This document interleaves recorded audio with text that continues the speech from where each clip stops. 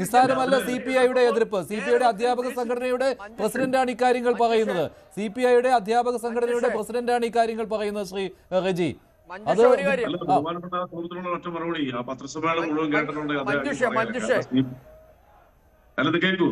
ഒരു സെക്കൻഡ് സന്ദീപ് റെജി,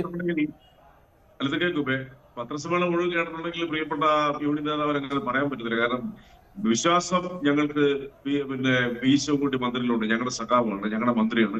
അദ്ദേഹം പറഞ്ഞതിനെ ഞങ്ങൾ വിശ്വസിക്കുന്നു. അതെന്താണ് അദ്ദേഹം വിശ്വസിക്കുന്നു പറഞ്ഞത്? ഈ പറയുന്ന NEP നടപ്പാക്കിയായിരുന്നു. അതുപോലെ PM-ശ്രീ പദ്ധതിയിൽ PMOയുടെ പേരോ മന്ത്രിയുടെ പ്രധാനമന്ത്രിയുടെ പണമോ ഇല്ലെന്നും ആ കാര്യങ്ങൾ വ്യക്തമാക്കിയത് ഞങ്ങൾ വിശ്വസിക്കുന്നു. ഇനി 24 ഞങ്ങൾ വേറെ ചർച്ച ചെയ്തെന്ന് പറയുമ്പോൾ ആ വിശ്വം പറഞ്ഞതിനാണോ പ്രാധാന്യം കൊടുക്കേണ്ടത്? ഈ പ്രിയപ്പെട്ട സുഹൃത്ത് പറഞ്ഞതിനാണോ പ്രാധാന്യം കൊടുക്കേണ്ടത്? അതായത് ഈ PM-ന്റെ പടം, മോദിയുടെ പടം എന്നൊക്കെ പറയുന്നത് നിങ്ങൾ വെറും പ്രചാരണം നടത്തിയതാണ് ഇതുവരെ. കേന്ദ്രീയ വിദ്യാലയങ്ങളിൽ പോയി നോക്കൂ, അതിന്റെ ബോർഡിൽ PM-ശ്രീ സെൻട്രൽ സ്കൂൾ എന്നാണ് എഴുതിയിരിക്കുന്നത്. അവിടെ മോദിയുടെ പടമൊന്നുമില്ല. അല്ല, ഇത് കേൾക്കും, ഇത് പറഞ്ഞത് ഞങ്ങളല്ല, നിങ്ങളാണ് പറഞ്ഞത്. അല്ല, ഈ കേന്ദ്ര പദ്ധതികളൊക്കെ നിങ്ങൾ അംഗീകരിക്കാത്തതിനൊരു പ്രധാന കാരണം അതിലെല്ലാം മോദിയുടെ പടം വെക്കുന്നുണ്ടെന്ന് പറഞ്ഞത് നിങ്ങളാണ്. 4 പേര് നിങ്ങൾ എന്നെ കൊണ്ട് സംസാരിപ്പിക്കാതിരിക്കും. മോഡിയുടെ പടം വെക്കണമെന്ന് പറഞ്ഞ ആരോടും നിശ്ചയിക്കുന്ന CPIയുടെ നേതാക്കളാണ്. നിങ്ങൾ ഇതുവരെ പറഞ്ഞിരുന്നു. അയ്യോ റെജി, പടമല്ല പറഞ്ഞിട്ടുള്ളത്. അദ്ദേഹം കഴിഞ്ഞ ദിവസവും പറയുന്നത് കേട്ടു, ഞങ്ങൾ ബോർഡിനെയോ മോഡിയുടെ പടത്തെയോ അല്ലെങ്കിൽ PM-ശ്രീ എന്ന പേരിനെയോ എതിർത്തിട്ടില്ല. ഇത് നടപ്പാക്കുമ്പോൾ ഉണ്ടാകുന്ന ദേശീയ വിദ്യാഭ്യാസ നയം നടപ്പാക്കുന്നതിനെയാണ് ഞങ്ങൾ അധ്യാപക സംഘടന എന്ന നിലയിലും വിദ്യാർത്ഥി സംഘടനകളും എതിർത്തിട്ടുള്ളത്. നിങ്ങൾ അധ്യാപക ഞാൻ CPI എന്ന് പറഞ്ഞ പാർട്ടിയുടെ നേതാവ് പറഞ്ഞ കാര്യമായി പറഞ്ഞത്. നിങ്ങൾ അധ്യാപക സംഘടന നിങ്ങൾ അതിനകത്ത് ഇന്റർഫിയർ ചെയ്യുന്നത് നിങ്ങളോട് സംസാരിക്കാൻ വിദ്യാഭ്യാസ മന്ത്രി അവസാനം പറഞ്ഞതിനോട് പറയേണ്ടതുണ്ട്. ദേശീയ വിദ്യാഭ്യാസ നയം നടപ്പാക്കുമെന്ന് പറഞ്ഞാൽ അത് കേരളത്തിനകത്ത് നിങ്ങൾ നമ്മൾ തർക്കിക്കണമാണല്ലോ, അതാണ്. പക്ഷേ ഈ CPI-CPM തർക്കം തന്നെയാണിത്. CPI തർക്കത്തിൽ ഞാൻ പറഞ്ഞതിന് ശേഷം പറഞ്ഞാൽ പോലെ അദ്ദേഹം പറഞ്ഞപ്പോ ഞാൻ ഇടപെട്ടിട്ടുണ്ടോ? ഞാനും അദ്ദേഹം പ്രതിനിധീകരിക്കുന്ന ഇടതുപക്ഷത്തിനല്ലേ? അവൻ മര്യാദ കാണിക്കണ്ടേ?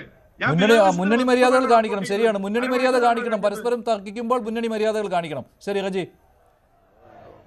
എന്റെ പൊന്നു മഞ്ജുഷ, ഇതെന്തൊരു ബോറാണ്. ഒരാളെ കൊണ്ട് മാത്രം സംസാരിപ്പിക്കാതിരിക്കുക, കേൾപ്പിക്കുക. ഇവിടെ എന്റെ സുഹൃത്ത് സഞ്ജീവ് വനസ്പതി, എന്റെ വളരെ അടുത്ത സുഹൃത്താ. അദ്ദേഹം പറഞ്ഞൊരു കാര്യം കേട്ടപ്പെടുത്ത ഉള്ളി ചിരി തോന്നുന്നു. അദ്ദേഹം പറഞ്ഞതിന് അപരിഷ്കൃത യുവത്തിലെ കാര്യങ്ങളാണ് കേരളത്തിലെ സിലബസ് പഠിപ്പിക്കുന്നതെന്ന് പറഞ്ഞത്. എനിക്ക് അദ്ദേഹത്തോട് 2 കാര്യങ്ങളേ ഉള്ളൂ. വിമാനം കണ്ടുപിടിച്ച റൈറ്റ് സഹോദരന്മാരാ. പക്ഷെ ഇന്ത്യ ഗവൺമെന്റും ഇന്ത്യയുടെ പ്രധാനമന്ത്രിയും അതിനെ നയിക്കുന്ന പാർട്ടിയുടെ പേര് BJP. അവർ പറഞ്ഞറിയോ? അത് 50,000 വർഷങ്ങൾക്ക് മുമ്പ് പുഷ്പകുമാർ ആദ്യമായിട്ട് ഇന്ത്യ കണ്ടുപിടിച്ചെന്ന് പറഞ്ഞു. ഇപ്പൊ ചാണകത്തിൽ നിന്ന് പ്ലൂട്ടോൺ കണ്ടുപിടിച്ച് വികസിപ്പിച്ചെടുത്തത് ഞങ്ങൾ ഇന്ത്യക്കാരാണ്. അമേരിക്കയിലെ ന്യൂയോർക്ക് ഇപ്പൊ പ്രസംഗിച്ച ഒരാളുടെ പേര് ബഹുമാനപ്പെട്ട നരേന്ദ്രമോദി എന്നാ. എന്നിട്ട് അദ്ദേഹം പറയണം അപരിഷ്കൃത ശിലായുധത്തിലെ കാര്യങ്ങൾ പഠിപ്പിക്കുന്നുള്ളൂ. ഇത് ഒരു മറുപടി ഇന്നലെ ഒരു പ്രസംഗം ഞാൻ നേരിട്ട് കേട്ടു. അത് സഞ്ജീവ് വനസ്പതി ഒന്ന് കേൾക്കണം. പാലാ സെന്റ് തോമസ് കോളേജിൽ ബഹുമാനപ്പെട്ട ദ്രൗപദി മുർമു, നമ്മുടെ ആരാധ്യയായ ഇന്ത്യയുടെ രാഷ്ട്രപതി ഒന്ന് പ്രസംഗിച്ചതാന്നുള്ള താങ്കളൊന്ന് മുഴുവൻ കേൾക്കണം. അദ്ദേഹം അവർ ഓരോന്നും എടുത്തു പറഞ്ഞു. ഇംഗ്ലീഷ്, മനോഹരമായ ഇംഗ്ലീഷിലാണ് അദ്ദേഹം അവർ പ്രസംഗിച്ചു. ഒരു ട്രാൻസ്ലേറ്റർ ഇല്ലായിരുന്നു. വിദ്യാഭ്യാസ മേഖലയിലെ ഒരുപാട് ആളുകളോട് ഇരിപ്പുണ്ട്. അദ്ദേഹം പറഞ്ഞത് കേരളത്തിന്റെ മാതൃകയെ എടുത്തെടുത്ത് പറഞ്ഞു ഓരോ സംസ്ഥാനത്തെയും.